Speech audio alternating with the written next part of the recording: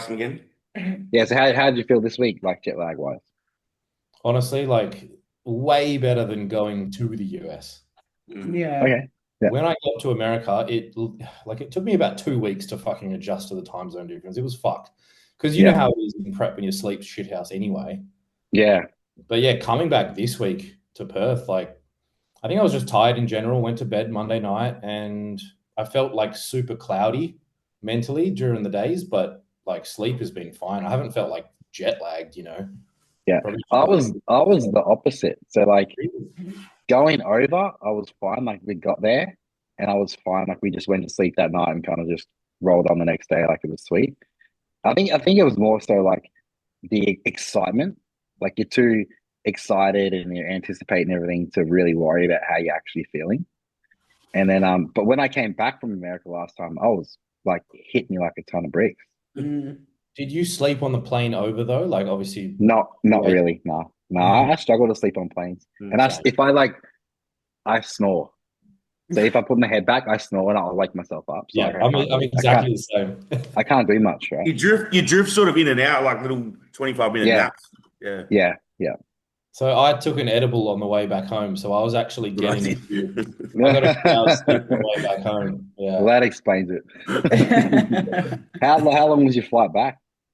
So we went from New York to Qatar, so that was like I think that was like 13, 14 hours, and then it was 11 hours from Qatar to Perth. It was about Yeah, 25 hours total, Yes. yeah, yeah, which was about the same because when I went over there, I went from Perth to Singapore and then Singapore to San Fran. So it was about 25 hours both times, yeah, um, yeah. I which think is, I'm, my flights that I've booked end up hey, the flights that I've booked say they're going to be 20, 21, and 22 hours just with are one you stop. going direct from a one I'm stop? going from here from Brisbane to where's the first stop? San Francisco and San Fran to Tampa.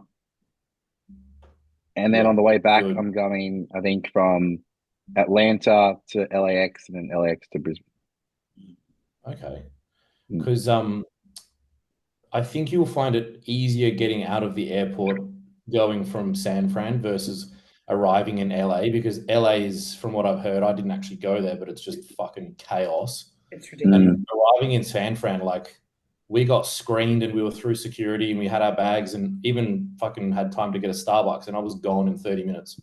Yeah, Like that's good. on arrival. And it's Yeah, so much more quiet than LA, I imagine. I did want to avoid going through LAX, but it's on the way home, so stress will be lower. Yeah, on And the way home, fine. and yeah, like and the flight was a lot like the time, so travel time was a lot less as well. So Yeah, no, you should be right. When do you head off? in 2 weeks tomorrow, Okay. Because how yeah, many weeks out are you? just under 3 weeks yesterday. Yeah, okay. Mm. The first show's Tampa, obviously. Yeah, Tampa, Texas, and Atlanta. Yeah, nice. That's come around so quick. As soon as you win, I'm Mm. shaving my head. Nah, we'll see how we go. Confidence. You got to manifest it. I'm feeling more confident than last year, Yeah. so yeah.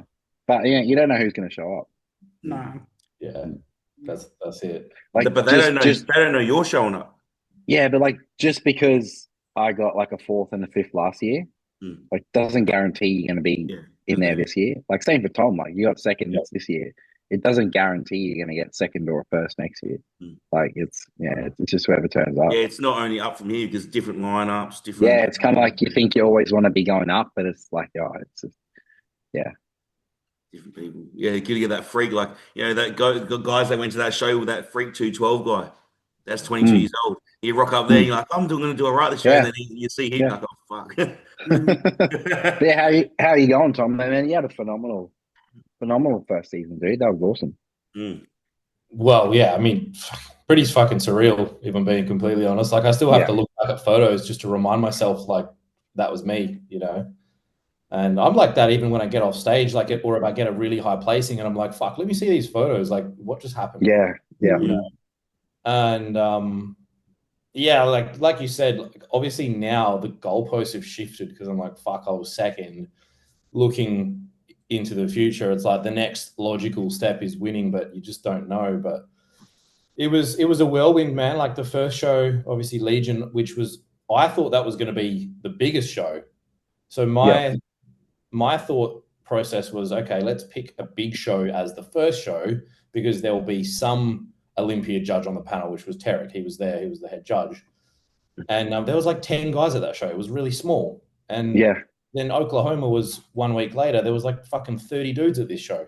Granted, there was the Masters, which was, I think there were like 8 to 10 Masters guys, but there was a lot of like decent quality athletes at the Oklahoma show. So when I got the second at the Oklahoma, that was like validating, I suppose. So it wasn't just like, a fluke the first time around. And obviously losing to Andy is like completely fine by me. I was like, dude, you're just better than me. Like you're just fucking good, But I was pretty happy to hear that he wasn't doing the third show. And then I got just pipped right at the post by Dara at Alabama. So but that one was more bittersweet in a way because I was like, again, like second's great, and I was happy to finish top 3 again. But I'm looking at the photos and I'm like, I really thought I could have won that show. Like that could have gone either way. And apples and oranges, man, because like Dara's probably not the most classic looking physique, but he's fucking big and he was shredded, Yeah. But either way, I listened to him on a podcast the other day, that Niles podcast. Yeah, I heard about that. I haven't watched it yet. Yeah, he's pretty loose, actually. Yeah, I've seen some of his content. Yeah. Sounds like I'd get along with him then. Which show do you think was your best look or your favorite look? Or they're all pretty similar? I think Oklahoma, based on the actual physique itself, in terms of how well it translated on stage, probably Legion, because my tan at that show looked fucking like immaculate, and the lighting at that show was really good. So the photos that I got and the visuals I got from that show probably looked the best. The tan at Oklahoma was still like, it was okay. It wasn't as good as Legion, and the tan at Alabama was just not brilliant. And by that point as well, and this is just more data, I suppose, for next time, like I wasn't using any Milano tan while I was over there. I was using quite a bit of it in the lead up to heading away. Like I was smashing it, and I had a pretty decent base already. So I don't know if that played a bit of a role, just not having enough of a base coat, but I did get some feedback from Tarek, and he did say like you were on the lighter side. And I know Dara's a little bit darker skinned already as well. So like, fine margins. But I think, probably Oklahoma. I just think I was like, I don't know. They were all so comparable. It's really hard. Like unless you're standing on the same stage with the same lighting, you don't really know, but probably Oklahoma. Yeah. Was the peaking strategy pretty similar for all 3 shows? The third show was a little harder to make the weight because we reintroduced some anabolic. So, and I had like a couple of free meals after Oklahoma. So that pushed. Yeah, I've seen that. I was like, oh, dang, what's going on? Yeah. But then we sucked back down, and I don't think I got any better for that third show, even though like some people might have thought I did, but it could just be a fatigue thing as well, like I've never done that many shows in such a short space of time. Having said that, I did enjoy doing 2 shows in 2 weeks. So like if I have the opportunity to compete again in the US, if I can line it up where I'm doing like 3 shows in 3 weekends, I actually think that might be better than having a week in between. Yeah, a 1 week turnaround. Well, this will be my first time doing 3 in a row, but I like a 1 week turnaround. Wait, so you're doing 3 shows in 3 weeks? Yeah. That's what I want to do. Yeah, because like I think like mentally as well, you come out of the first one, like you've got the excitement lead into it. You peak, like you're eating, like you're loading for the show. You come off the show, you a bunch of adrenaline happening, like excitement, like experience, and then you don't really have enough time to start feeling shit again before you're loading for the next one or you're peaking for the next show. So it's kind of like you're just running off adrenaline the whole time. I think having I experienced this when I did my first show. I think it was like the state show and then 3 weeks until the nationals, and like you kind of just like have this big like peak like of adrenaline and like feel emotions and feelings, and then you kind of like die off for 3 weeks and you start to feel like real shit again. I hate the 3 weeks. Yeah. Yeah, Like and then like yeah, so, There's a depression dump in the middle where you're like, yeah. fuck, this is pretty much. Yeah, 3 or 4 It could be a weeks good is thing or a bad thing. horrendous. Yeah. yeah. Some Well, people need if the 3 you weeks. know, but if you're peeled for the first one, Yeah. then you got to hold on for 3 weeks. Like Yeah. some people need that extra time to get leaner for the third show, the second show. So Do you reckon, Tom, if you weren't so close to your cap, you didn't have to deplete down again for that third show, and you could have just, come off those free meals and sort of ate a maintenance, but dropped him off fatigue, it would have been different? Um, Probably not. Probably not. Like, mm, how much would it have really? The thing is, for me, is like, as much as I might feel fucked and I feel like maybe my physique is deteriorating, like my body's pretty resilient, I think. And I mean, from what Dean was telling me, he seemed to think I was just getting better and better, and I obviously trust his judgment. So I don't think it would have made that much of a difference. But next time around, it will be different in terms of like I won't have the capacity to fill up during the week. So yeah, we want to add on an extra 2 or 3 kilos of actual tissue. So I'm going to have to come in a little bit flatter during the week and then just heavily load after weigh-ins, Yeah. But I was still yeah, making weigh-ins after like 4 meals in. So it was harder, but yeah, I just had to be a little bit more diligent with like literally eating my meal, drinking the prescribed amount of fluid, and then jumping on the scale to make sure that I'm still going to be below. And then I think my scales were like half a kilo heavier than the actual scales I was using at these shows. I binged my scales because I'm like, nah, these things are fucked. I reckon they've been telling me that I was half a kilo heavier for the whole time, ah, which is fine because now I'm like, oh, I yeah, can put you're my weight safe. Yeah, And also because I don't have to get heighted in anymore because they take the average height from the first 3 pro shows. I don't have to worry about taking my height ever again, which was was that hugely, ever again? yeah. So Yeah, they that's awesome. introduced That's that good, because this if year. anything, you'll shrink. Yeah. Yeah. And it's hugely fucking stressful because I'm just tall enough. Like, Yeah, just like if I don't do any kind of decompression work, I'm barely tall enough. Like I need to do some stretching or some manipulation just to fucking squeeze him. what's your height? Well, it's like 173 or yeah. In terms of feet, I think I need to be like 5'8.25" or above. And I Yeah, was 5'8.5" at Legion, just 5'8.5" at Oklahoma. And because I was like, fuck, it's the third show, I'll be fine. I was pretty much 5'8", which means I was over. And then I had to he was like, nah, let's redo this again. Like you need to be 5'8.25". So I was like, fucking just about dislocated my head or like dislocated my yeah, yeah, trying to stand up. So I'd shrunk without doing any kind of like mobility or decompression work. But thankfully, I yeah, won't have to do that again. yeah. And what's the weight cap for that height? Well, it's 90. Just trying to work out the pound. It's 92.5 kilo. I don't know how many pounds. It's like 203 or something. 203 Yeah, and a half. we run off kilos anyway, so Yeah. 92.5. Yeah, And I'm waking up on the day of the show. Like, well, the thing is, I wake up a little bit lighter on the day of the show, but usually the day before the show, I'm waking up at like low to mid 91s, so we can eat. Like yeah, I imagine in the future with a bit more size on me, it's going to be just starve during the day. Like I know Dara had to do a 24-hour fast to make weight. yeah, yeah. So That's hard when you're hungry.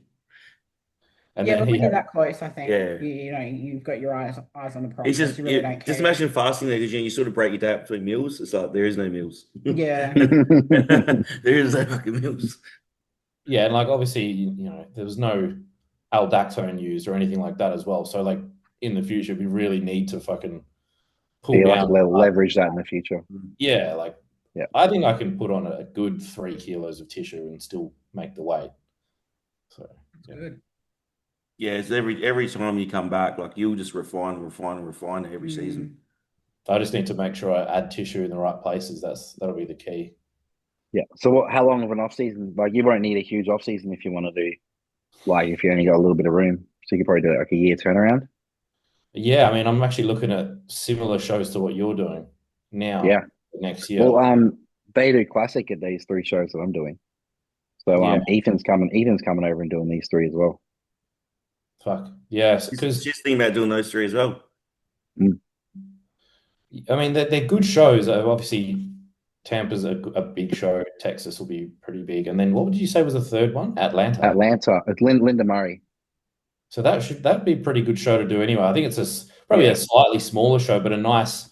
I think Atlanta's quite a good city, so it should be a pretty nice spot to be in. It's not like going to Houston. Is that in Houston? No, Atlanta's a. Atlanta's a state. A state. Atlanta's a state. Atlanta, Georgia. Yeah, Georgia. Yeah. That's more New York side, East Coast. Yeah, I think it's on the East Coast. Yeah. What was I going to say? No, I forgot. Yeah, it's finishing on a smaller show. Yeah, I mean, you've got to be a little bit. Chicago's before Tampa. Got to be a little bit strategic, you know. Yeah. But as you'll probably see, a lot of the guys will just be doing the same show, so it'll be a similar lineup. Yeah, I'd expect to see pretty much the same lineup from Tampa to Texas. Maybe a few guys won't go to Atlanta, but yeah, most of the guys who did Tampa last year did Texas. Yeah, and that'll give you an opportunity to, go train at Destination Dallas and catch up with that crew. Yeah. As well. How was that, dude? I seen you cruise around with them.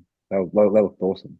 That was fucking wild. Again, super surreal. Just sitting there, watching Branch Warren do the old school single arm dumbbell rows and Johnny Jackson repping out I don't know what it was, a fucking 120-pound dumbbell. Yeah. That was cool. Michael's an absolute legend. He made me feel. Oh man. Yeah, I couldn't speak any more highly of him. He's such a nice dude. Yeah. I've already thrown out 90% of my gym wear just to fit all the gas in. Yeah. Yeah. I literally had to bin. I had to bin fucking 4 kilos of clothes, I reckon. 3 to 4 kilos of clothes, because if I'd taken all this stuff, my suitcase would have been too heavy. So it would have cost you a fortune to bring it back. Yeah. I'm gonna travel really light this year. I think I took way too much shit over last time. Because of her, I had to pay $250 US because the suitcase was over. Mine was. See, it depends on which airline you're with, but coming back, mine was like both of our suitcases were about half a kilo over. But I think Qatar Airways are a pretty good airline, so they were just it's fine. Yeah. But it's more so the domestic flights. I don't know if it was United or Delta, but I was like 0.1 of a pound over, and they made me take something out. Yeah. What? Yeah. That's ridiculous. They're very, very firm on the bag weight. Yeah. And there's a fat guy on the plane next to you, and he weighs 40 kilos more than you. Did you? Oh, yeah, back to Branch. He's an intense dude, eh? Yeah, man. You can feel his presence in the room, hey. Yeah, you can see that he's been through some shit. He's built different for sure. I mean, you have to be built different to be that much of a psychopath with the way that you train. Yeah. Was that the first time you've been to the States? Yeah. First time in the US. You've never been for a holiday or anything? No. That's cool. Longest time spent overseas. Yeah, because you were gone for 6 weeks or something, yeah? Yeah, man. We were gone for I think 7 and a bit. Man, that's awesome. That's so cool. Yeah, because it was 3 shows in 4 weeks. We went over pretty much a week before the first show, most of the week before the show. And then we had a 3-week or just under 3-week holiday because we were visiting some of Hannah's family down in New Orleans. And then we went up from New Orleans to New York, did Niagara Falls, Manhattan, Brooklyn, and then back. So it was way too long, but it was brilliant. I wouldn't change anything, but it was, I can't think of anything worse than jumping on another plane or getting on a fucking bus at this point in time. Yeah. Did you fly premium? Nah, economy. Bro, who flies premium? I only fly premium. I don't fly economy. Really? Yeah, I only ever fly premium. And when we went to Romania, I flew business. Bro, you got too much money. No. Darren was pay us to fly, and sometimes I'll top it up to go. Yeah. Oh, okay, fair. I need premium. I need the space of premium. Did you have any what was some interesting foods you had over there? Like normal foods though, not going out. Did you get into the rice cakes? Well, yeah, I learned that Australia has a long way to go to catch up to the US in terms of rice cake flavors. That's for sure. Yeah, dude. We said that the other week when we They're were my out, favorite, didn't man. we? Yeah. Yeah. Is it the They only come in Quakers? thick. The Quakers caramel ones. Yeah, the Quakers caramel, and then the Quakers, chocolate? they do like this butter popcorn flavor that's Yeah, we fun had that one too. as well. Yeah. Because the butter popcorn one's like really light. So you Yeah. can like, I think they weigh like, I don't know, 15 grams or something per cake, and it's like light and airy. So you can smash like 4 of them, and it's like not even, it's like 60 grams, you know? Yeah. That was good. I didn't actually abuse the cereal as much as I should have. Yeah. Yeah. Well, because Dean will put on the program, you know, like a cereal that is less than 3 to 4 grams of fat per 100, and all the good shit is like 5 to 10 grams of fat per 100 grams. Yeah. Yeah. Except for I just like, love the frosted mini wheats because I miss having mini wheats here. Yeah, I think I got Frosted Flakes over there and Cheerios because that was kind of all I could kind of fit in the fat. fuck, now I wish I tried the Frosted Flakes. Are they good? Yeah, they were good. Frosted, They're like pretty much rice bubbles with sugar on it. you remember when we used to have frosties here? They used to be here. They used to be here. Yeah, they're too high in sugar now. Yeah, they took them out the kids' variety pack and everything. Well, I did have a lot of Lucky Charms. I like Lucky Charms. Yeah, I know a lot Lucky of Charms, people yeah. don't rate them. Do you know what I like as well? I love corn pops. I love those corn pops. We used to have them here. Corn pops. I did get them, Yeah. and they're very light. So if you have Yeah. like Lots a of very volume. small quantity, which was what I was having for the most part, like 50 grams, it looks like 80 grams. You know? Yeah. There's actually in Romania, there's a cereal restaurant where Yeah. you go and they've got And that, all yeah. these, Was it nine different milks as well? I don't know, so many cereals in Where's the this? restaurant, In and then Romania. you can pick whatever milk you wanted to go with it. There's a as well. franchise. There was like 3 of them. Yeah. I need to go. I've seen you were getting into the bison. Oh, that was, venison. Venison, sorry, yeah. Because I don't know how much higher in fat the bison was, but it was a little higher, and the venison was super lean. And it's That's basically kangaroo, just isn't it's a better Is it? tasting version of kangaroo, in my opinion. Yeah, okay. Yeah. Kangaroo's too tough. You got to cook it perfectly. Well, I was doing the mince anyway, so Oh, that helps. yeah, I really loved it. Like if we could get venison here that was actually like didn't cost me an arm and a leg, like I would fucking do it because it's so good. Yeah. Oh, did you buy any cream of rice? Flavor Gangs? So I tried their rice cereal thing. Yeah. Like the little box that you see all the bodybuilders use. Oh, the what is it? It's like what brand? Ritz. Yeah, the orange box. Yeah, like Yeah. honestly, it was worth trying, but it was very coarse. Like it wasn't. Yeah. It Yeah, I wasn't a fan of it. Yeah. No, but I did try the Flavor Gang cream of rice. That's good. Yeah. They sell that at Destination Dallas. That's where I got it from. Yeah, that's where I was buying it from too. That was fucking brilliant. I had that at the Flavor Toronto Gang. Pro show. I tried the Flavor Gang. That was good. Yeah, I have to get some more. I think Kyle Hutchinson was there. I think he was working behind the desk then for that show. Because I didn't know him back then, but I'm pretty sure he was competing. He was there for the amateur show. I couldn't. Yeah, I reckon that was Kyle Hutchinson was selling the Flavor Gang stuff. How much weight did you put on? I think I'm like 4 kilos up in 3 weeks. Dude, that's like pretty good. That's yeah, really man, good. especially considering I had Dude, like I was like, look at this dude's fucking stories, man. you know, so I was telling Hannah this. I'm like, there must be so many people looking at my stories thinking this guy's gonna put on like fucking 10 to 12 kilos in about a week. Yeah. But I'm like, I thought about it. I'm like, the people that are posting their food are usually the ones that aren't getting fat, and the guys that are not posting shit are the guys binging and going crazy. Yeah. So like, pretty much everything I was eating, I was posting, and what people got to remember as well is I'm fucking sharing most of it. So I'm not eating the entire serving myself. Yeah.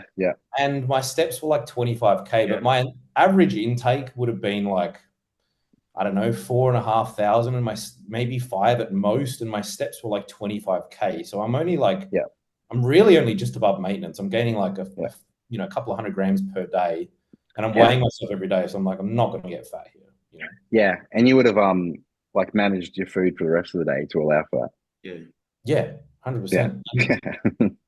One of those kilos has actually come on this week. So when I got back from the US, I was like less than 3 kilos above where I was beforehand. So Yeah, this that's week good we had a going, man. GH back in, and then my weight went up a kilo. So Oh well, there you go. yeah. So I'm like, Dean, you should bump my food now because this weight is pure and simply just from the GH, not the food. Yeah. But I'm far less food focused now than I've ever been before. Like Yeah. I'm always like in the past, I'm always thinking about the next meal. I'm all like, we're going out for dinner that night. I'm manifesting it during the day. Whereas now I'm like, yeah, like, it's good, and I get excited, but it's not consuming me. Yeah. Well, you've said that as well, Cam. Like, even in your prep at the moment, you're not hungry, you're not food focused really at all, which is Nah. that's so good. And Yeah. which hopefully you'll be the same after comp. Yeah. You'll have some treats and then just get straight back on it. Yeah, well, I was pretty good after the last shows in Tampa and Texas. So no, I can imagine it'll even be even less food focused this time. And it's because as well, like how important it is to stay lean post show in terms of how much progress you can make in your off season. Like you can quickly ruin your off season if you just get fat. Like you've just taken away the opportunity to grow, you know.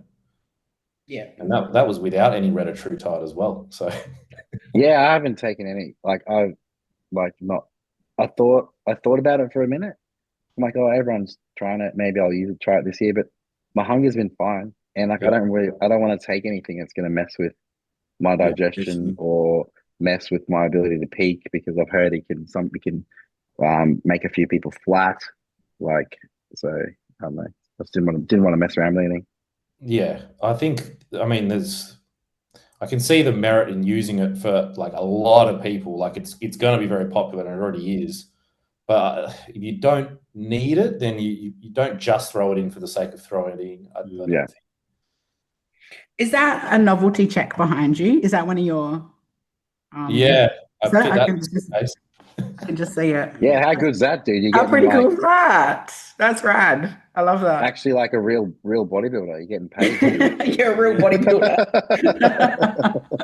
The shield below it's pretty fucking cool. Yeah, as well. dope. That's dope. Did you have to? You brought all of that back with you as well? Yeah, the shield. I don't know how much it weighs, but it's not light. Yeah, right. Is that just core flute, like the big pro card? Just like that plastic? Is that? Yeah, it's check, just like. Yeah, it's not heavy. Like it's basically the same as the pro card that's in the frame next to it. Yeah, you got a pro card. I never got one of them. I wish they took the big ones. They reused them for everyone that year.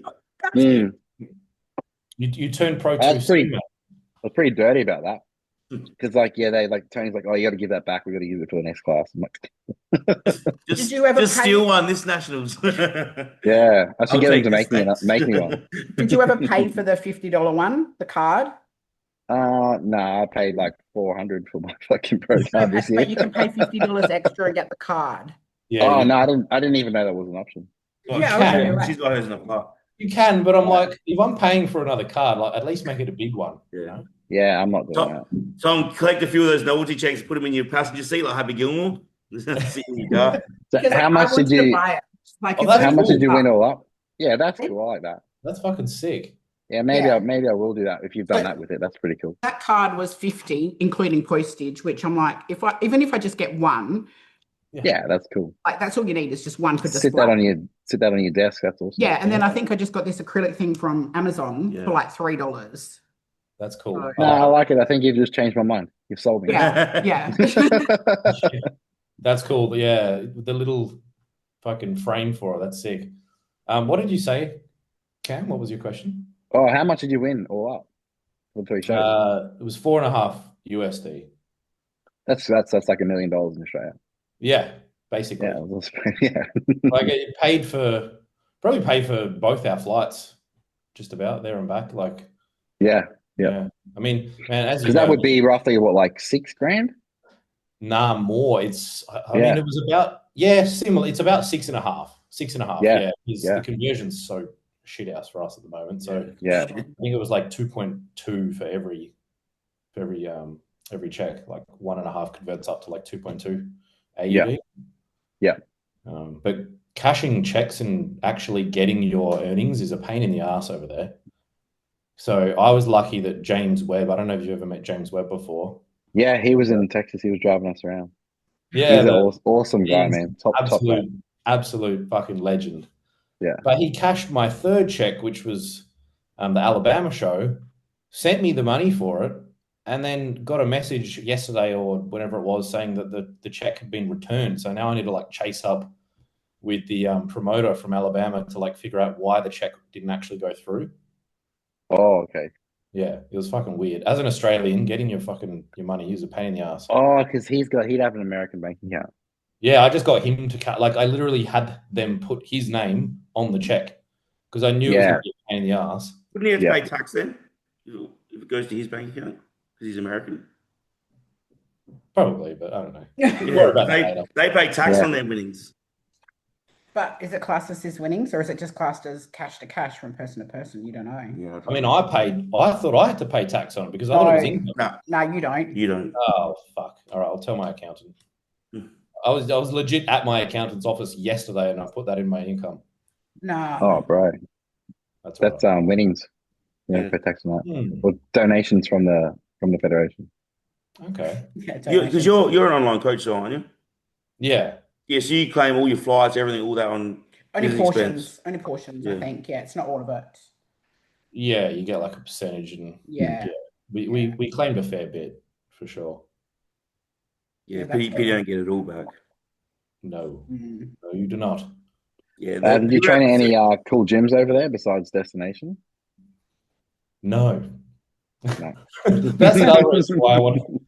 Like, sorry, there was one that was pretty cool. That was in Reno. I think it was called like Diamond Gym or something like that. That was really cool. Because the guy that owns that gym was like super accommodating as well. Took me through the gym, like fucking gave me a shirt. That was fucking sick. The gym itself was really cool. But outside of that, like there was no good gyms in San Francisco. There was in Oklahoma, like some decent gyms, but like nothing anywhere near the level of Destination Dallas, and nothing that doesn't kind of just stack up to what I've got here in Perth. Where do you train in Perth? I'm all over the place, man. I train like between 3 gyms, so I'm at Doherty's, Riderwear, and World Gym. Okay. Yeah, just because I like to train at specific gyms for specific pieces of equipment. Same. Yeah. So like for legs, I really like a squat press. So every Saturday I'll go to Worlds that have a squat press.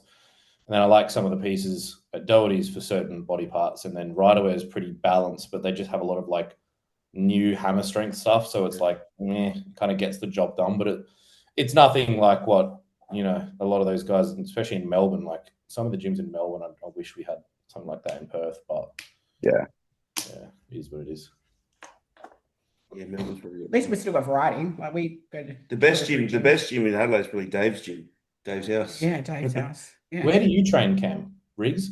I trained at Riggs this morning just for something different. We went up there and filmed a YouTube video there. And that was just something different. I don't regularly train there. I train at Powerhouse. There's a new Powerhouse that opened up at Garden City this year. Right. It's honestly, it's the best gym I've ever been in. Really? For equipment wise, yeah. Yeah, wow. So I'm lucky I get to train there every day. Because I've been told like fucking at least 5 times by people to go to Riggs whenever I'm in Brisbane, and you reckon it's better than Riggs? Oh well, Riggs is more like a good little community. Yeah, like a good bodybuilding community. It's got some really cool hand selected pieces and stuff. But like the gym at Powerhouse is like all the top tier. Like Panada has the tiers of like their equipment. So it's just all the top tier equipment. And it's got Panada, Watson, Hammer Strength, like some of the I think there's the new Life Fitness stuff, which is they bought Cybex. Really? So they've got like the new Cybex or Life Fitness stuff there as well. Man, it's honestly like probably better than any gym I've been to in America.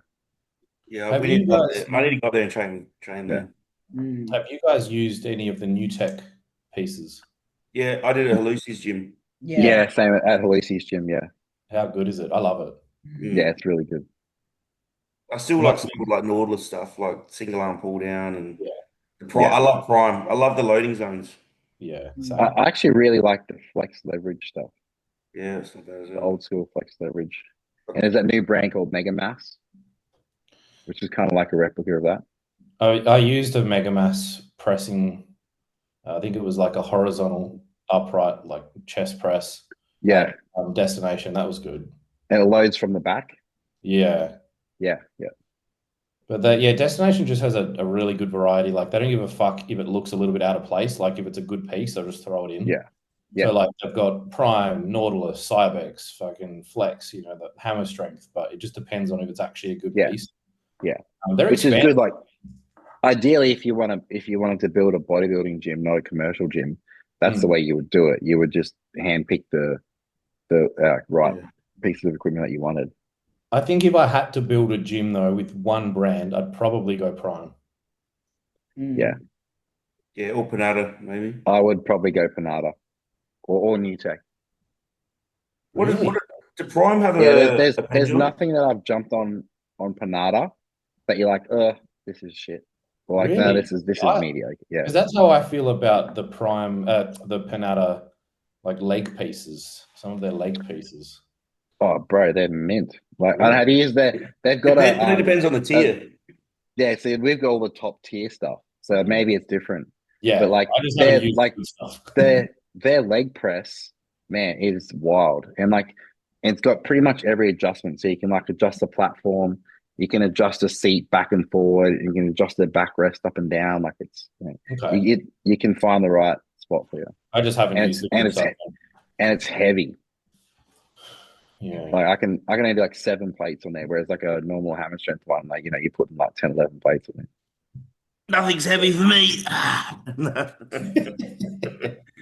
I reckon one of the best gyms I've trained in is Pure Muscle in Canada. That was good. That was insane. Yeah, well, that'd be next level. And then the only other gym I still want to try is JP's gym Oh yeah. in England. I want to go there. Mm. Yeah, I reckon in London there'd be a few pretty crazy gyms. Mm.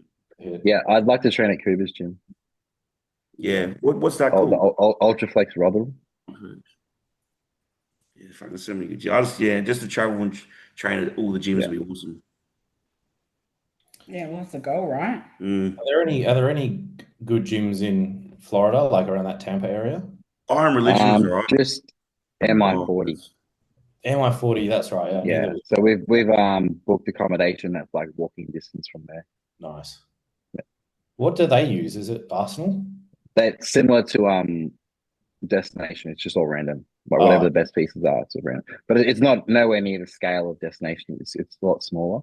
But yeah. it's same like vibe though. You still get that like inviting. Everyone there is so friendly and nice. And it's like a bodybuilding community. Yeah. So, yeah. How far is the show from MI? Like, do you stay near MI40 and then the shows everything's so close? Yeah, it'll be closer than where I stayed last time. I think it's maybe like 10 minutes from MI40. Oh, okay. So yeah, cheap Uber ride. Did you get cars over there or did you get Ubers? I mean, we just got Ubers because the cost of getting a car was just way more expensive. Like a couple of hundred a day for Yeah. like USD, I think it was about 100 or 150 a day, give or take. And we were always staying at Airbnbs that were like either walking distance from a gym or a very, very short Uber. So I'm spending like considerably less than $100 a day on transport. Yeah. Yeah.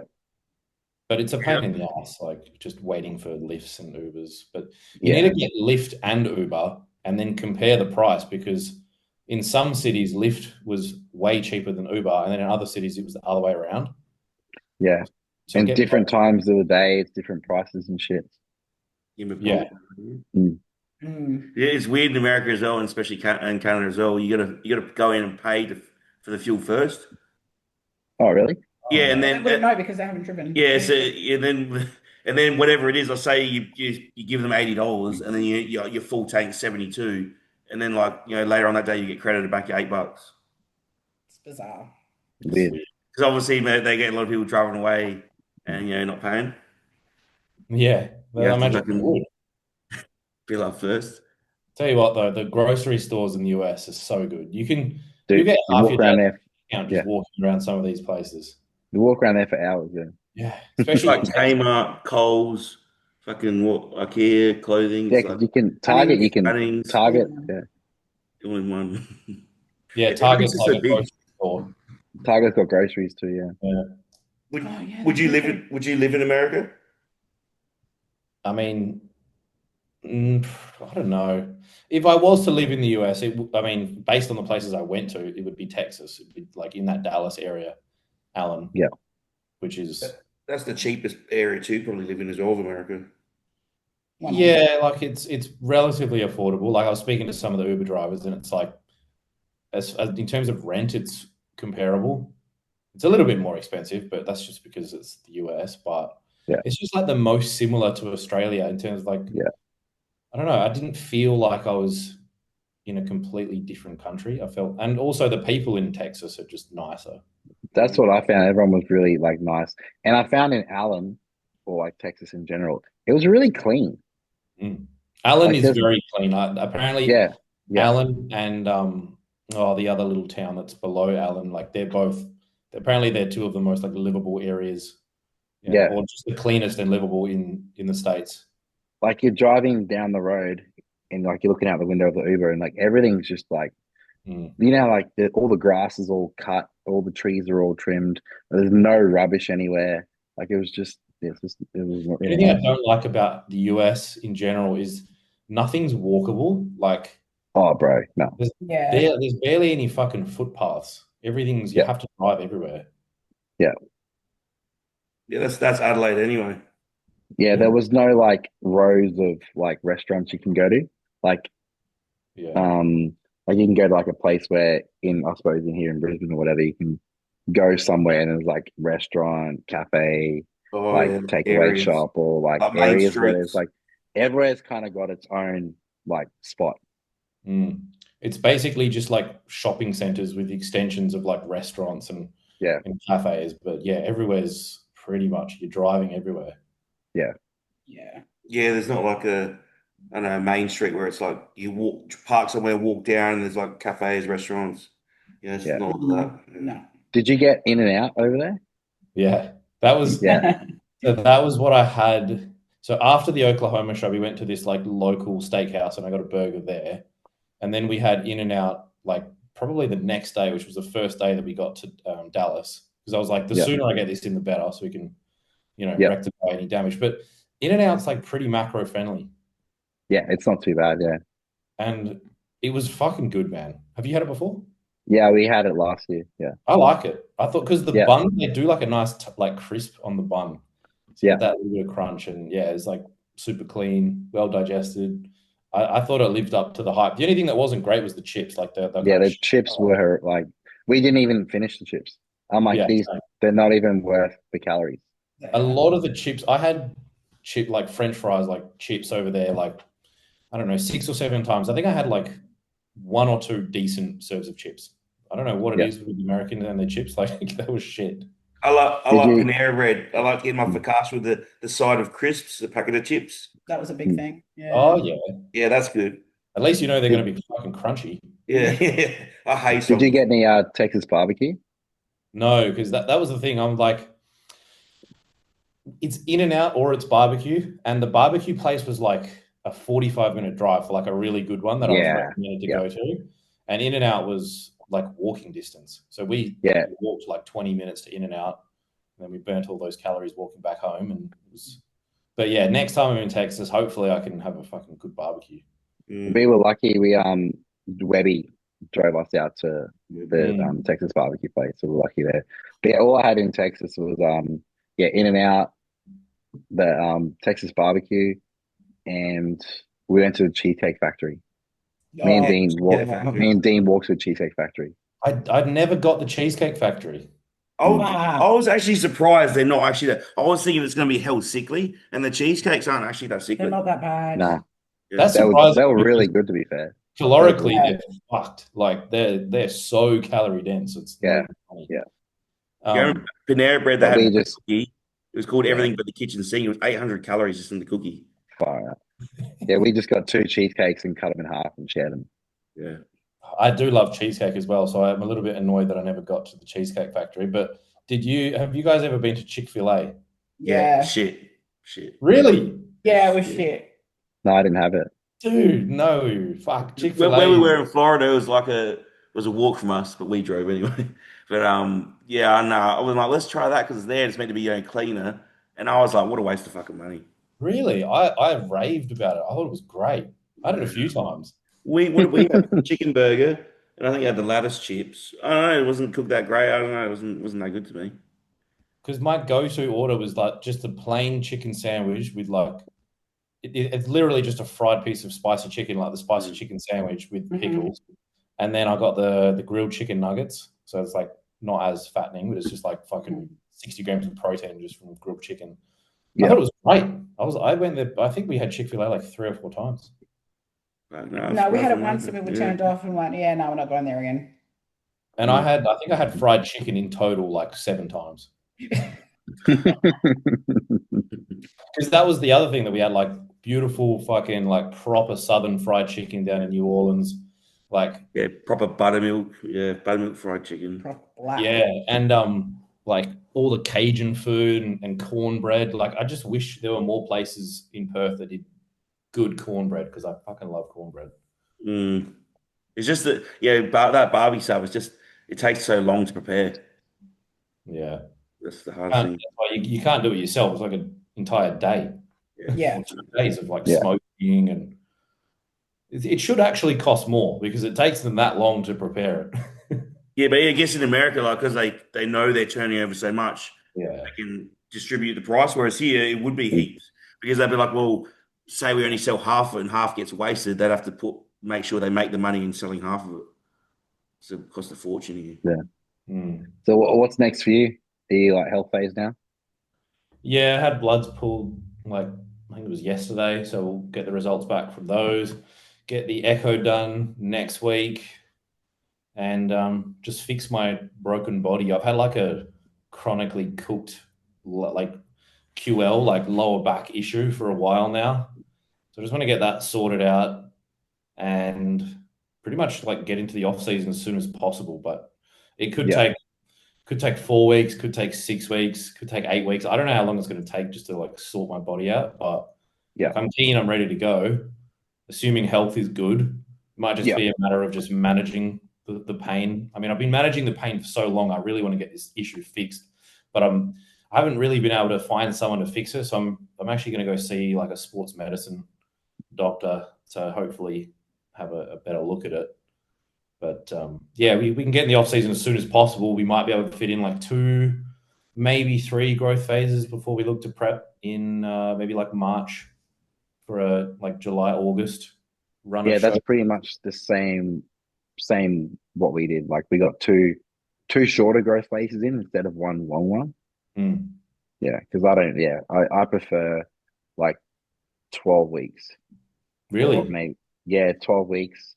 It'll make like I would do 16 max. Like Yeah. I think for me anything past 16, like it's the return isn't worth I it. know what you mean. Yeah, you get to that point at like 14, 15 weeks where it's like you might even still be gaining weight, but you're not really sure if it's good weight, and then training Yeah. hits a bit of a dead end. And Yeah, you're just fatigued and you're tired and you want to sleep all day and just like Joints yeah. does your food have to go super high? No. I was like if you guys play this right, which obviously you will. I was hungry the whole time. Dean kept me hungry the whole time. Yeah. But I never got to a point in the off season where I couldn't eat. Yeah, same. I could Yeah. always. Yeah, and I don't typically have a big appetite. Only like coming out of the show, I was starving, but I have a big appetite all the time, and I was and yeah, compounded in I'm always hungry, full stop. Unless I'm yeah, like the busier I am, the less hungry I am. You know, just like when you're actually always occupied doing shit. But yeah, yeah, if I have a chance to sit still, I'm like, I'm pretty fucking hungry. I could eat right now. yeah. That's kind of a bit of a strategy I use when I'm dieting. I'm like kind of plan out. Okay, I have to do this much stuff before I eat my next meal. Like, it's Yeah. just like, yeah. What's your food at now? 25, 30. Okay, and is that the Yeah. lowest your calories have That- been in prep? Yeah, yeah. They're 250 carb, 270 protein, 50 fat. Then my hard days are 600, That's 600 still a carb. bit of food, hey? Yeah. Yeah, So hard days is 600, 250 protein, 50 fat. it's almost identical to my lowest calories and my refeed calories as well. Yeah, It's very, very similar. Yeah. But like as you just said, it's a lot of food. It's still like, I mean, I'm speaking to guys backstage telling me that, they're going down to like 1,700 calories, and I'm like, fuck. yeah. I think that's a time management thing. Yeah. Like if you want to cut your prep short to like 12 weeks or whatever most people do, or 16 weeks, like then you're just gonna have to go there. This was actually the shortest prep I've ever done though for an IFBB prep anyway. I think it was I think we started 16 weeks out, whereas in the past it might be 20. Yeah, So, but you weren't fat though. So. no, exactly. Yeah. There's less fat to pull off, so I didn't need as long. Yeah. For sure. How close are you to the 212 cap? Oh, dude, I'm like miles away from it. Like this morning I was 87.4. Wow. This is the one my lowest weight today, and my lowest weight I got last year was 84.4. So like I'm a lot lighter than I thought I was going to be, which is kind of like the bodybuilding thing, right? You're always going to be lighter than you think you are. You're not as big. You're not as big as you think you are.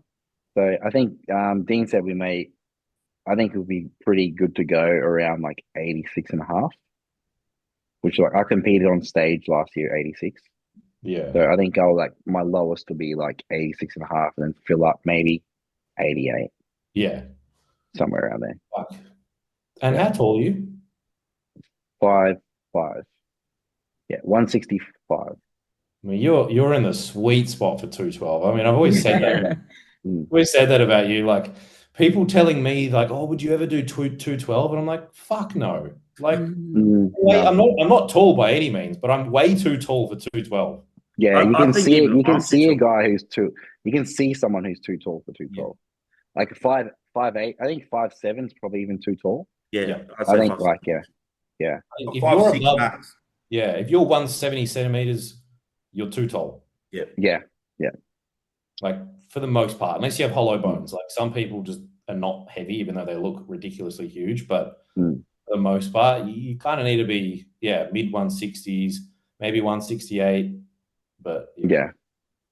I think I'm tall. Like, might sound weird. I'm tall enough to not look too short. like to have that I'm midget so look. tall that I don't look short. That midget. You know that like midget look. Yeah. You're not quite in that category. I'm not there. I'm like just above that. Well, I met Sean Clarita at Destination. Yeah. He's a midget, but he's a freak, man. He does not look Honestly. like it. He's also just a really fucking nice dude. He was actually one of the people that probably took more time to actually speak to me. I was taken back. I was like, wow, he's super humble dude. Yeah. We didn't meet Sean, did we? No, I'm sure. I met Keon. We met Keon Shaw as well. Did you see Jordan Hutchinson there?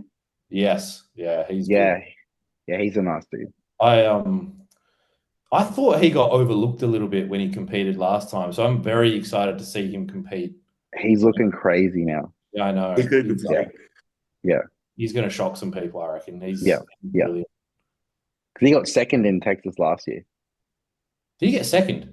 Yeah, he got second in Texas, and I think he did Chicago, Tampa, and Texas. That's right. Yeah, I think he even got third, maybe in Tampa or fourth. But I know he got the show he got overlooked was in Chicago. Like he was in second call out, and then they like overlooked him, and then they brought him back to the first call out in the finals. I think he's a chance to win in a few weeks, and I think Stu is doing that show as well, Beef Stu. Yeah. So that could be good, and then Justin's doing it as well, so should be close. Yeah, so I think John Jewett's doing it too. Like, and Quint Beastwood's doing those shows too. Fuck, they're going to be like. so. I'm excited to watch the Open. Like, I can't like that Open show is gonna be gnarly. Who do you think will did you win? manage to Did you manage to see any shows, Tom, when you were over there? Like, or they all No. they were in the one day? They were all in the one day. I think I saw a little bit of the bodybuilding at Legion, but like when you've competed, like it's over in an instant, and then you're grabbing your shit and you're going back home after prejudging to like sort your thoughts out, and it's just like I didn't even really like want to sit down and watch a show. I think it was all just too hectic and chaotic. Yeah. But yeah, I mean, if they had the lineup like this Texas show and potentially Tampa as well, I imagine like I definitely want to be watching that. Yeah. Well, like I compete on the Friday, and the pro shows are on the Saturday, like the openers. So we'll go in there the next day and watch it, which is cool. That's much better because you don't have to worry about yourself as much. Yeah. But And yeah, Matt will be doing those shows too, so it'll be cool to go and watch him. I was going to say, nice. Matt's doing Texas this weekend, or No, Matt's doing No, the same. Emily's sorry, no, doing Texas. Matt King. Yeah, Emily and Matt King. Yeah, Matt King. Yeah, Emily's doing Texas, I think, and then she's doing Chicago the week after, Yeah. and then I think it's 2 weeks or a week till Tampa. Or, yeah. So is Matt doing the same shows as Emily then? Yeah, I guess so. No, I don't think there's any. Matt's only doing Tampa and Texas. Oh, Yeah. Okay. He's doing your Because show. yeah. He's looking very good.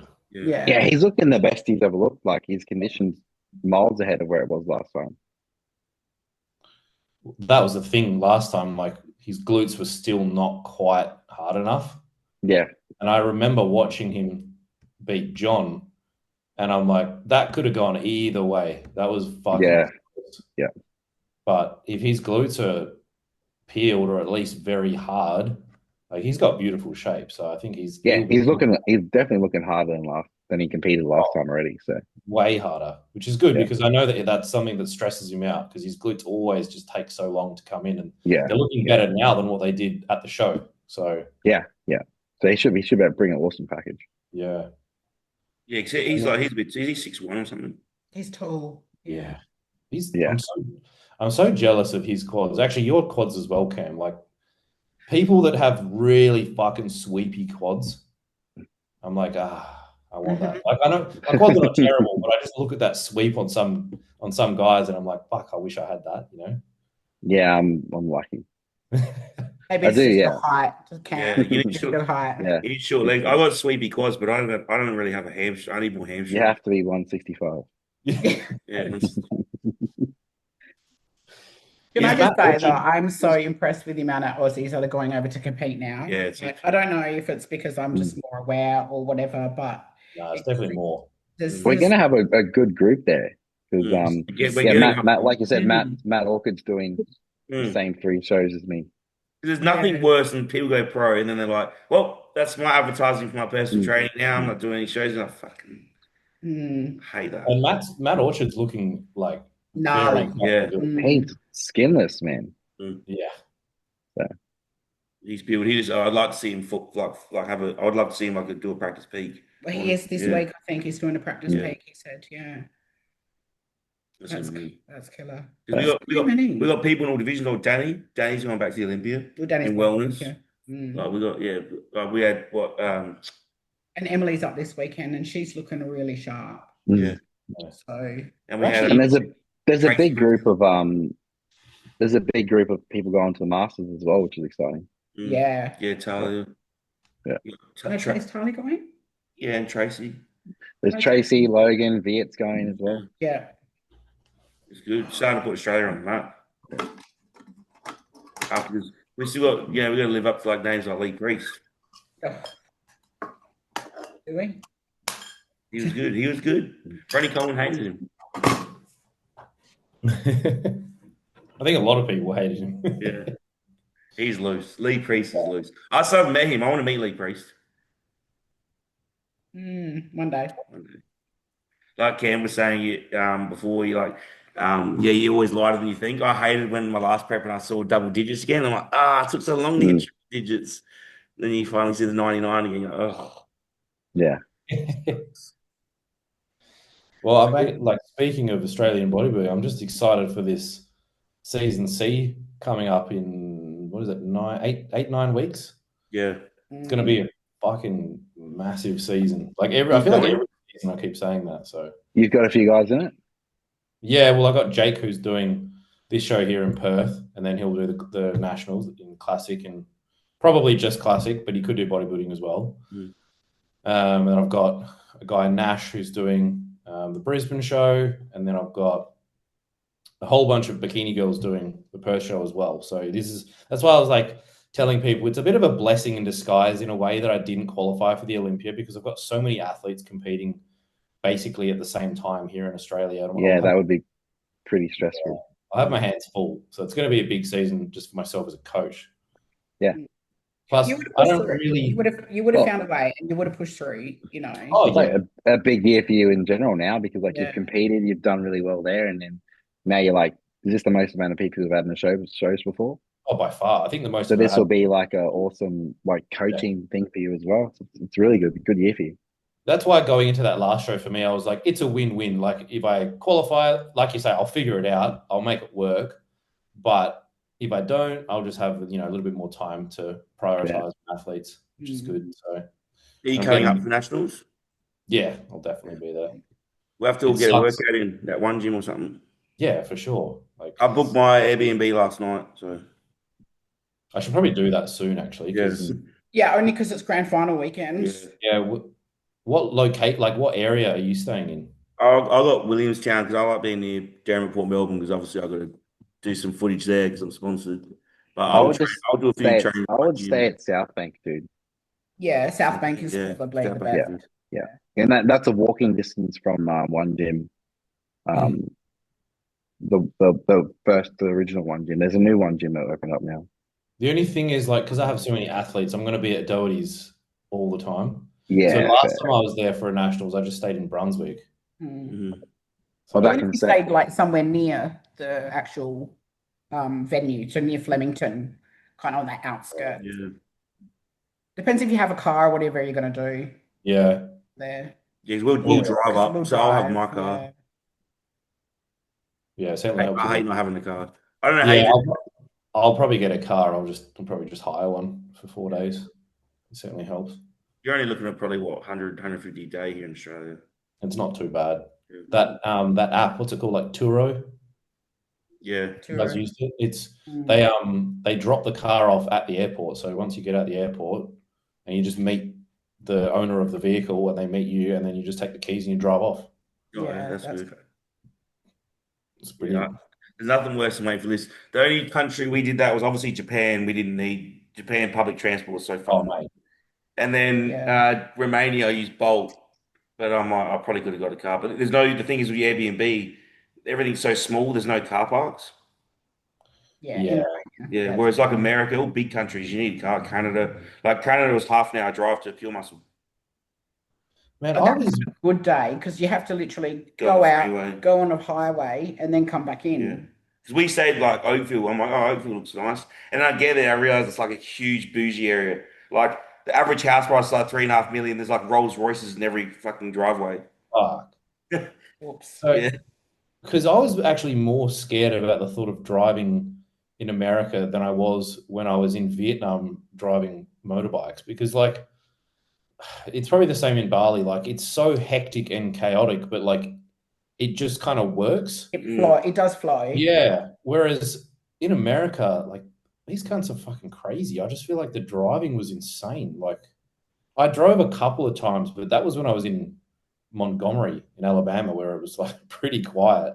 Yeah. I was staying with one of the other classic dudes, Florian, and I just took his car a couple of times, and that was okay. But yeah, I'm like, I don't know, I was not super confident about driving, especially in like Texas, and I don't know. I just feel like the cars were just fucking zooming, and I don't know.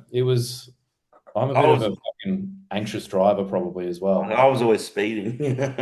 I had a Dodge Charger in Canada. I was like, what? They have like a carpool lane there, and everyone's just like fucking flying down. I'm like, fuck, I'm going in that lane with them. I was flying around. It was scary.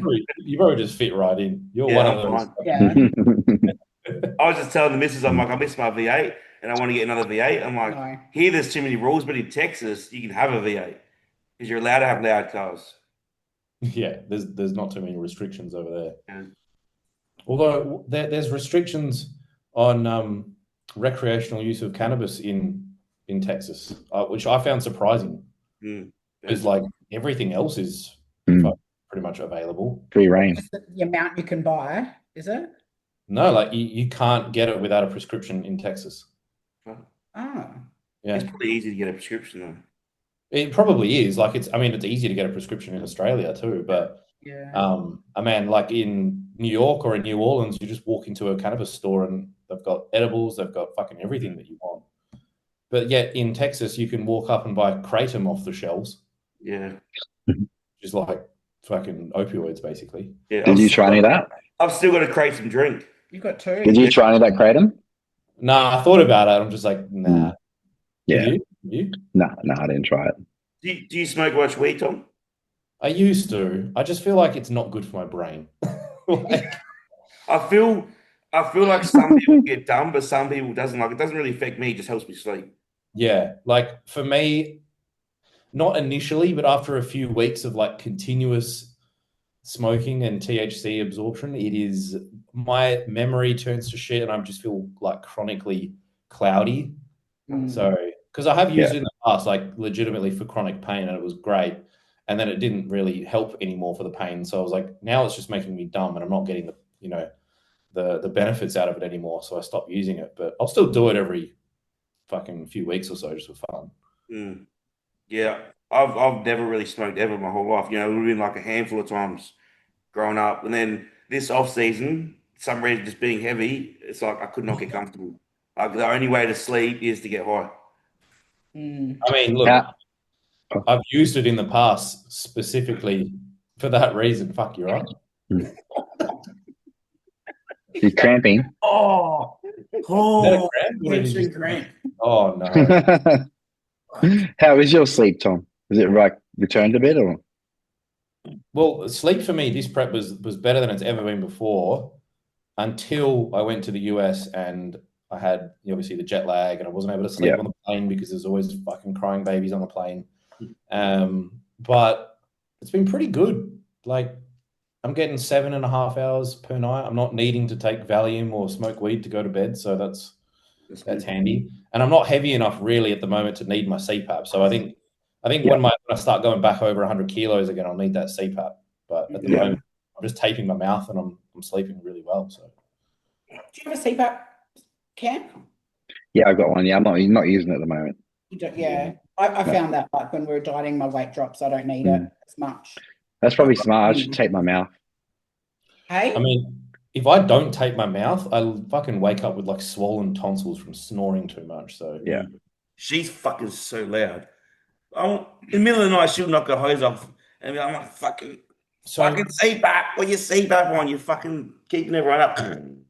I'll give you a tip. So you don't have to buy the fucking mouth tape strips because they're like $30 for 30 strips. If you buy a roll of surgical tape, like water tape from the chemist, you get an entire roll. It's like $15 and you just pull off little pieces and it lasts you like 3 to 6 months and it doesn't hurt. Like it's brilliant, honestly. Did that take a while to get used to?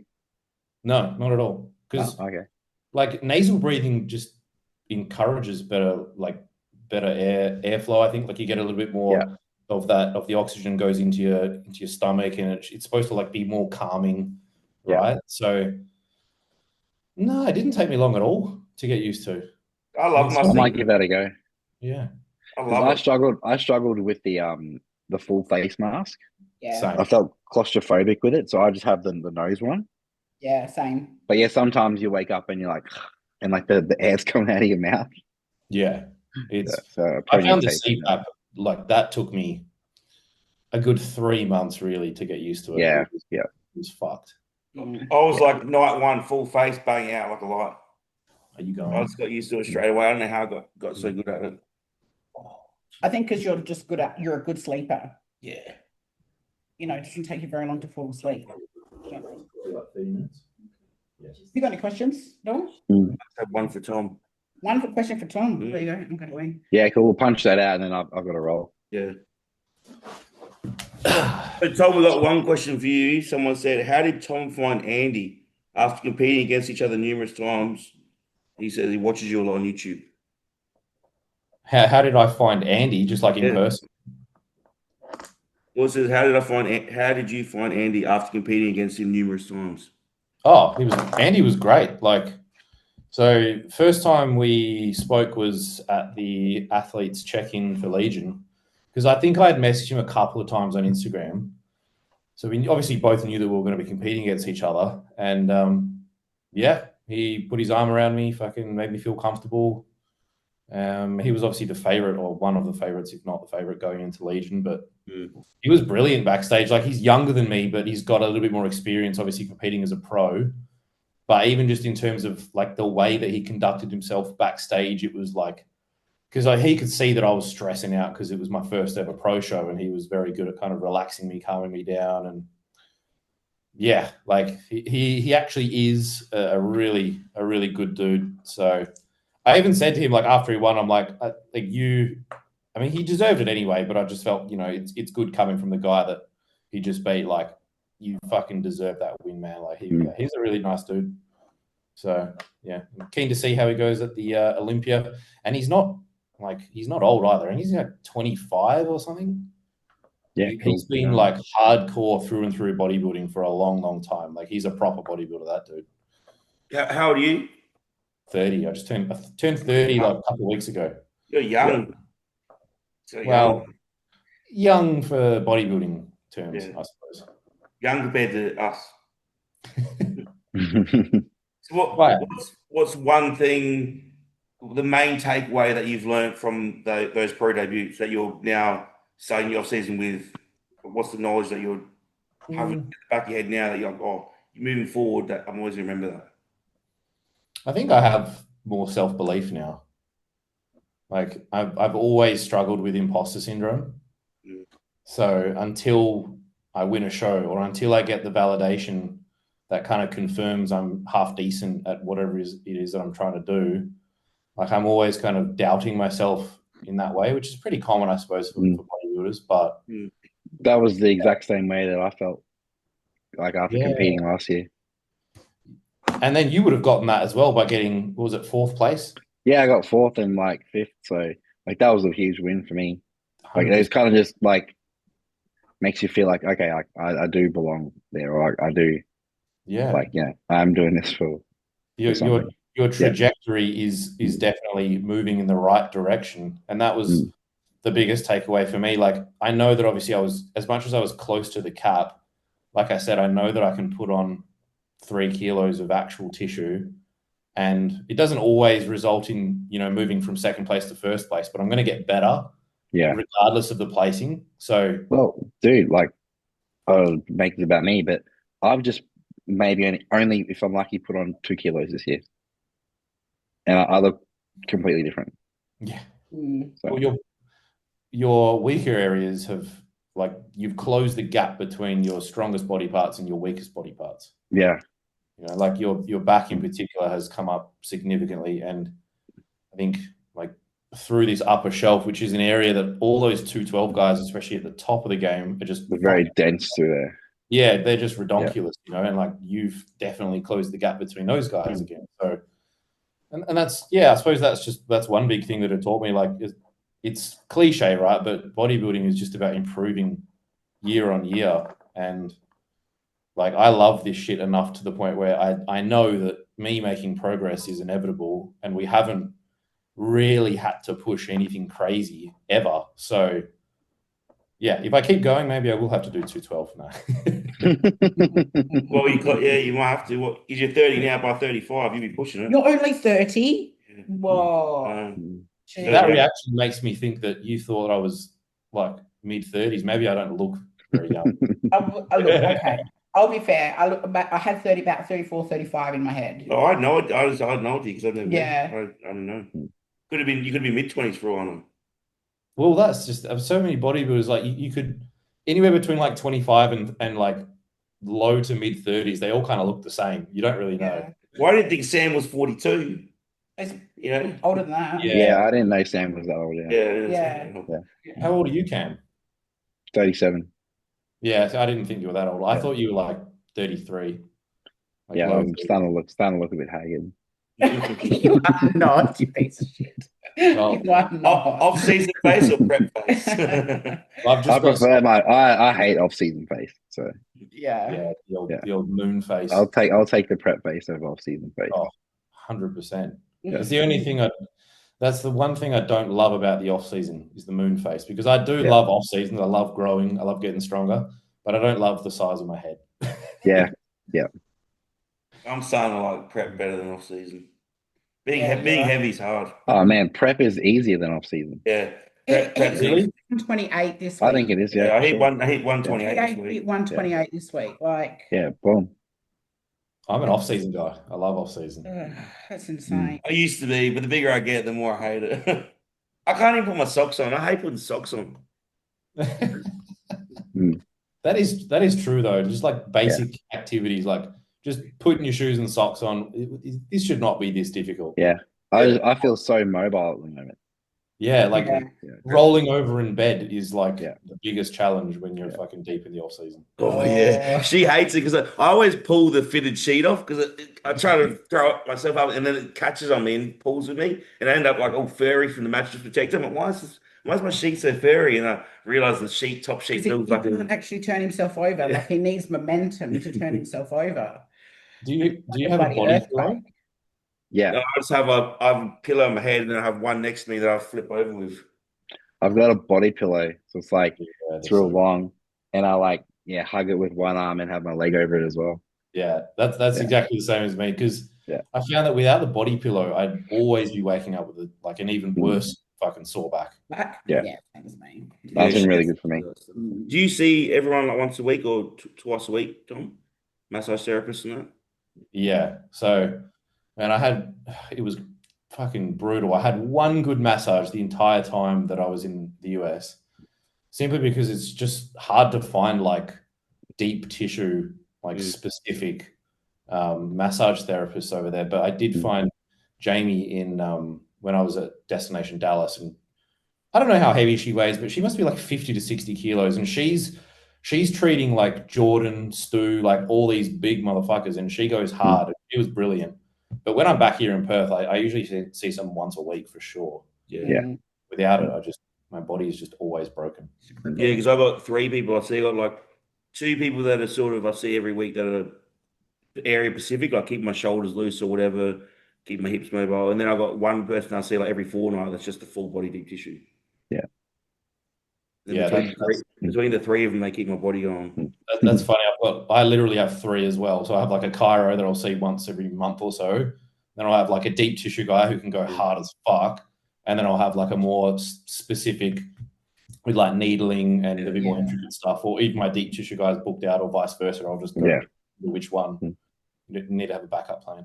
Yeah, I hate the fuck. I get so sick of my needle guy. He loves needles, man. Like I'm like, oh, my forearm's tight. I put 30 needles in my forearm. I'm like, fuck, it's killing me. He keeps going deeper and deeper. The other day, he had to do my rec fam, and the needles were bending off my muscle. That's how tight my muscle was. I got to roll, guys. You've broken them. All right, no worries, Cam. You guys can keep going. Nice to chat to you, Tom. Yes, you too, man. Best of luck for the last few weeks. We'll stay in touch. Speak to you guys soon. Thanks, Cam. See ya. But yeah, he was needling my quad. And he's like, bro, he's like, he's had to go back and start at the top near my hip to loosen it a bit to get the needles near my knee because of the needles just bending. Well, that's a good problem, I suppose. Yeah, he fucking hates it. He goes, you fucking bodybuilders, because he used to sort of lift as well and compete a bit. Yeah, I'm sick of treating people like you. But that's what you need. You need someone that's either, I mean, in an ideal scenario, a bodybuilder who really understands it, or someone who works with athletes. Because if they haven't worked with athletes or bodybuilders to a degree, like it's a completely different ball game. I guess Perth would be like Adelaide as well, wouldn't it? Like it's a small circle there. Like there's probably only like one person that all the bodybuilders can go to, and everyone else doesn't know about bodybuilding. Pretty much. I mean, it took me. I would have gone through close to 10 different deep tissue therapists before I found someone that like I just need a lot of pressure. And I can usually tell just by looking at someone that like you're not going to be able to do what I need you to do. If it doesn't hurt, it doesn't work. Yeah, well, not even like it doesn't have to be excruciating hurt, but you can tell when they're not penetrating the muscle, and it's like I just don't think this is going to do anything. They're literally just moving fluid. It's like fluid. They're just moving the fluid. That's all. Yeah, Or if I'm getting ticklish, that means like you're not pushing hard enough. Not You know? enough. Yeah. Are you a fan of scraping? I like scraping. I am. I haven't had it done enough. I've had it done a few times, but every time it's happened, like it's been good. And I haven't, the next day it's not like I've got fucking red marks all over me. So I think like it's pretty good from what I've had. Yeah. I'm a fan of breaking it, especially when you get people to ask to start getting denser muscle. Manual therapy takes too long. Yeah. So you need to do, fascia breakdown, do some needling, and then the manual therapy at the end once the muscles are looser. Because otherwise you're just wasting too much energy to get to anywhere deep enough. Well, I actually thought about buying one of those scraping tools because I think Therabody have like this fucking vibrating scraping tool. I don't know how much better it would be, but you can. I mean, I imagine a lot of that shit you could do yourself. Like if you get tight, like I don't know, like a tight VMO, you should be able to do that pretty well, or even just your entire quad with a scraper, surely. Yeah, but then you get tight forearms scraping yourself. Yeah, but I don't have tight forearms like you, so yeah. Because I don't know, mine have always been fucked. Maybe it's from playing basketball back in the day. Because I played basketball before bodybuilding, and I'm also in the machine all day. So I'm an excavator operator. I'm always like this. Oh, that's why. Oh, yeah, that's exactly why. It's your job. Yeah, you think of it. Most of our structural issues are because of what we do for the vast majority of any given day. So, like, if you're sitting at a computer all day, like, it's no wonder your neck's fucked or your shoulders are forward or whatever. But yeah, like always at the base of my skull is always cooked. So, like, whenever I see my chiro, it's fucked. Then they grab your neck and it's like 1, 2. Yeah, no, I couldn't. No, I'm just so scared. I never used to believe in chiros No. until I met my chiro, and he actually solved so many of my issues. But I think it's not like a blanket statement that chiros are brilliant, because I think a lot of them just like to snap, crackle, pop for the sake of it. But if they know what they're doing to treat a specific issue, it is actually, for me anyway, like it was life changing. Yeah, well, when my mum swears by them as well, when I was younger, I was very uncoordinated. I couldn't even march, catch a ball. And then mum's like, what's going on with him? Like, is this my kid retarded? And then she took me to a chiro. All of a sudden, I could do everything. Yeah. Really? Yeah. So that was, but then I've seen the same guy since. Like I went back years later, and I've been bodybuilding, and I guess because I get all the manual therapy and my form must be alright. He goes, "Oh, you're pretty good." Yep. Yeah, you're And that was like 10 years I haven't seen him. He goes, "Oh, you're pretty good." I was like, "Oh, not bad then." Yeah. So I guess form and getting release work done keeps you pretty aligned. Well, like even just like the way that you train as well. Like if you're training with full range of motion or like lengthening the muscle, you shouldn't lose too much mobility. Of course, if you've stacked on like fucking 30 kilos of tissue, it's going to limit your movement to a degree. But I've always found that conception, that idea that bodybuilding kills your flexibility, like it's not really true. If you train well, for most people, like you should still be able to move relatively freely until you get to the point where you're literally so big that you just can't fucking move. Yeah, the main thing with me is obviously I can't reach around my back now, and my rotator cuffs are fucked. Is it? But like when my first show 8 years ago, I was 60 kilos on stage. Now I'm 128. Yeah, I mean, that's just something. I was the same. Like when I started lifting, I was 55 kilos. Now I'm getting up to like close to 110 in the off season. That's double. It's the same as you. It's like literally double. So, but I used to be able to do when you can go like this and put your hands and grab your fingers. Like that. I used to be able to do that. Dude, I used to be so good at that to the point that I could grab like this. Yeah. And now I'm like this. Oh yeah. That I really need to work on because I can't even grab a squat bar. Yeah. You need work. I tried doing that, like just Smith machine squats, and if you do it in week 1, it's horrendous, and if you do it week 2, it's not too bad. Like if you keep doing it, you can kind of get back into that position. But if you haven't squatted for a while, or if you haven't put yourself in that position for a long time, it's like, fuck, why is this so hard? I don't like squats anymore. I'm way more. I love pendulums for a squat pattern. Pendulum would be your favorite squat pattern, hey? Yeah. I think I was doing hacks. Hacks seem to disrupt my knees now. Pendulum's the only one that doesn't hurt me anyway. Do you use knee sleeves? I use wraps. See, because I actually found, this might just be me, but I used to get a lot of knee pain from most squat patterns. Pendulums are a little bit more friendly, to be fair. But I stopped squatting with my sleeves on, and I just slowed the movement down to the point where I couldn't bounce. There was no bounce. It was almost like a pause at the bottom. And yeah, of course, I had to pull the weight back a bit. But like my knees actually got better. And then I eventually got back up to the same numbers that I was lifting with my sleeves on with no knee pain. I'm starting to think that the fucking sleeves were just masking the issue. And now, yeah, like I said, I have less knee pain now than I did before. So I don't know. I've never used knee sleeves ever. I always warm up, and just top set wrap up. Yeah, okay. I actually don't think I've ever squatted with wraps ever before. I love it. I need it for my knees because I can push more than what my knees will allow me. I just feel safe as well. Like, and Yeah. I don't know, like, yeah, I don't know, just peace of mind as well. Has the wrap ever come undone halfway through your rep though? Yeah, sometimes. Oh, that would scare me. That's But it rarely happens. Like, I'll do a fucking tight, that happened to me the other day. Not wraps, but I was doing some Smith machine rows, and my fucking belt came undone halfway through. And then, like I said, with my lower back issues, I was like, oh no. It was the back was pretty cooked after. Yeah, so I haven't used a belt in years either. Yeah, you shouldn't need one for the most part unless you're fucking injured.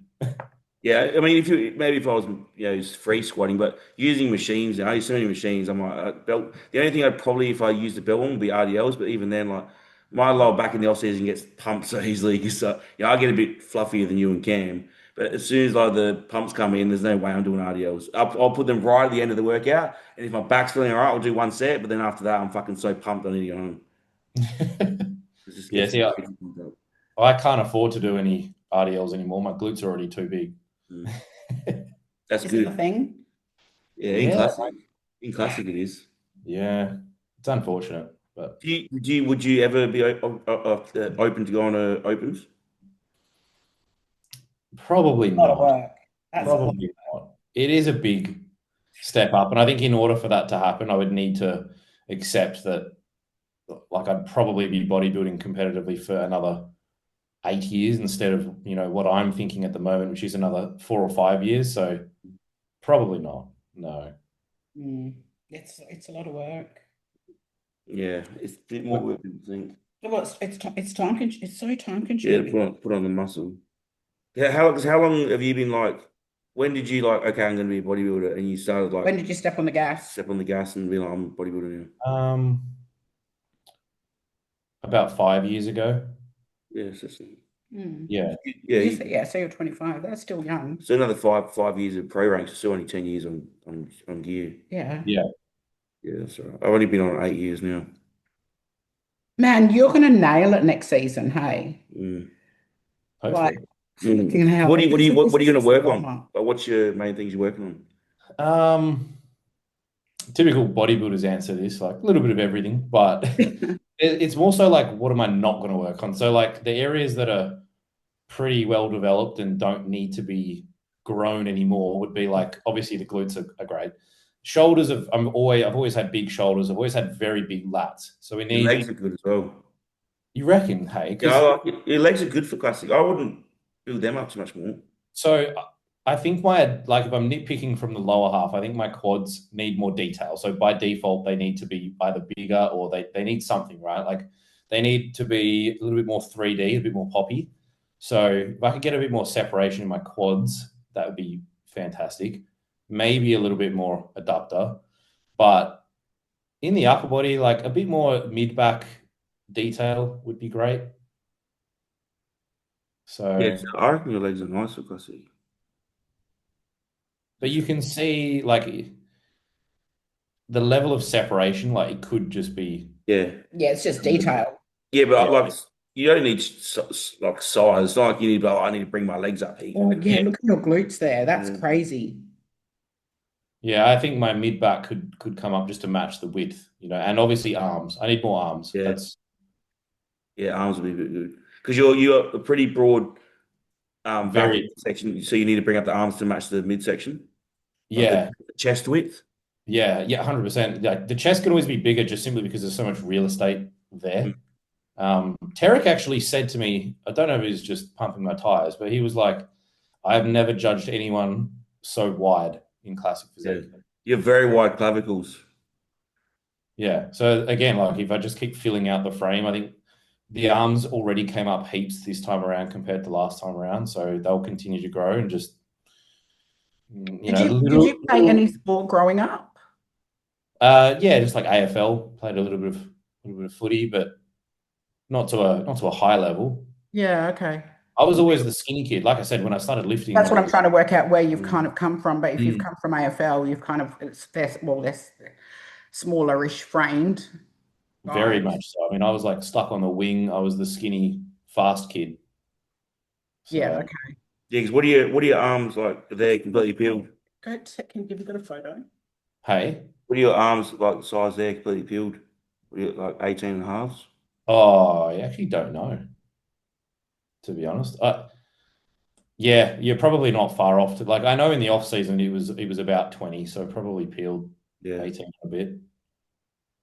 But for me, it's not even necessarily a size thing. Like if you go back to that transition, so Just go a back little. go back to the back, sorry, go back to the photos that you were looking at, and These ones. no, you were just on it there. Yeah. So if you go to the rear double transition, so there, hold that there, and if you look at the glutes and the hams, Yeah. see how like stripped out they are. Yeah. And then if you go to the next shot where I stick my ass out to get my adductors to pop, see how I lose a lot of the hamstring? Yeah.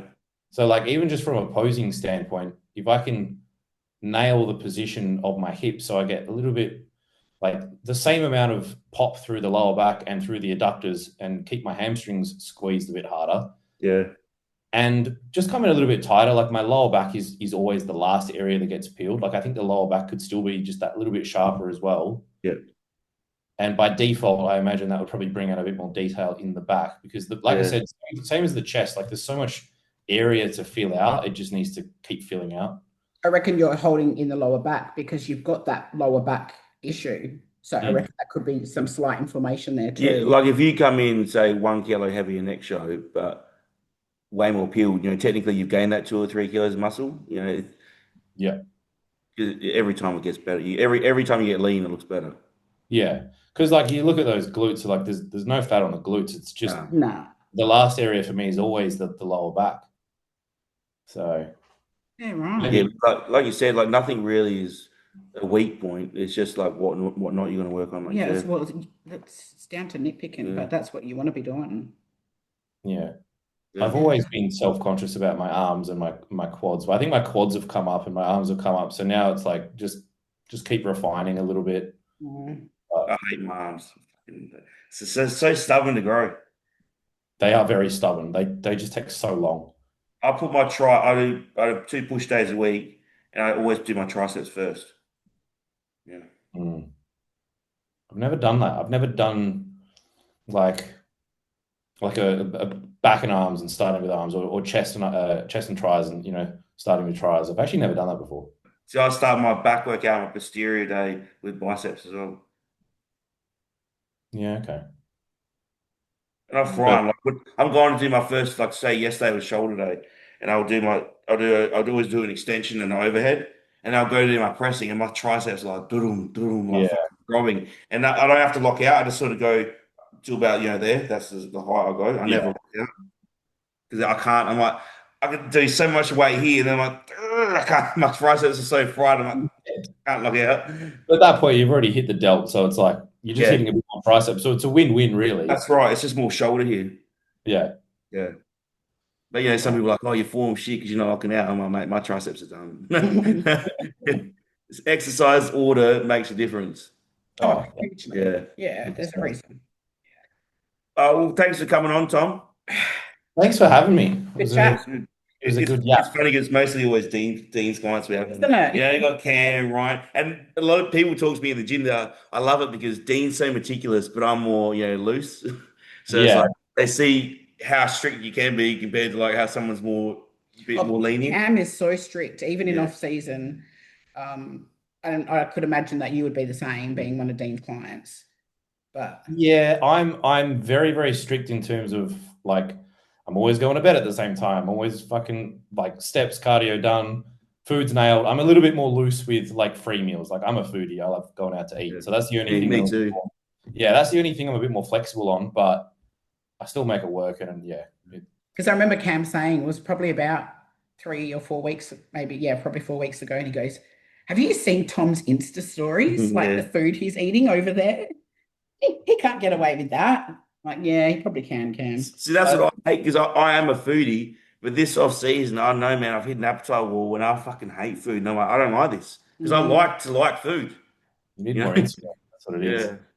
No, I've eaten so, and because I was getting up to like 1,200 carbs a day, and everything was just sweet, Oh, sweet, and everything's so sweet. I'm like, I just want to eat something savory, and then I just couldn't do it anymore. Everything Yeah, was well, that's been me in the past. You know, when you've gone a bit too far in the off season, or the off season's starting to drag, when you lose your ability to have like a sweet tooth. Like yeah. when that sweet tooth is gone, you just know the appetite's heading in the wrong direction. Yeah. And when you start having too much Maccas, Yeah, you're fitting in fucking cheat meals on the daily. yeah, and like I'll go out for a huge cheat meal and I wake up lighter, and I'm like, I'm done with this. Yeah. Yeah, you can't. Something's wrong here. I'm not growing anymore. All right, we'll pull it back. But every week I've been getting PBs though. Oh, you're progressing. You're progressing. Like, do you know that single leg press you get? You know, has the 2 pads. You sit in there like a chair, you push. Yeah. Is it hammer strength? Hip press. Yeah, the hammer Yeah, strength. the hip press. Yeah. Man, today 10.5 plates on that for 10 reps. Yeah. Well, That's it. Only holds 12 plates. you need to get those calibrated plates soon. Yeah. That's what I was using on the squat press, because I think with the regular 20s, I think you can fit like 8 20s on each side, which is not enough, or maybe 10. Yeah. And I have to start using the calibrated plates. But luckily at the gym that I was going to, they have calibrated plates because it used to be a powerlifting gym. So I was doing like 300 on the fucking squat press, the Cybex squat press. It's fucking so good. Do you remember the old Cybex hack squat? I used to do 6 plates aside on that, barbell on top, load more plates. So the barbell's like this, right? And your head's on the barbell. And I used to do like 10 reps of that. Fucking. That's how I built my legs. Just going stupid heavy on hack squats. But you don't but you'll still train like that. Yeah. I think hack squats they're so good. That's why they're my favorite fucking. I've just because I maxed out the Cybex, maxed out the Panada hack squat. I've maxed out every hack squat I've been on. Now I maxed out the Panada pendulum at right aware. So now I've gone to this other pendulum where it's backloaded, and I can't max that out. You need the Panada pendulum is good for the ego for sure. Yeah. All right, guys. It's loaded at the front end. Yeah. All right, I better run. Yeah. But thank you for having me on. No worries. We'll definitely catch up at Nationals. Hopefully, I'd love to get a workout of like me, Tom, saying I'll get the boys here. I'll get it all filmed. Sounds like a plan. Yeah. Probably hit legs. All right, take it easy. Adios.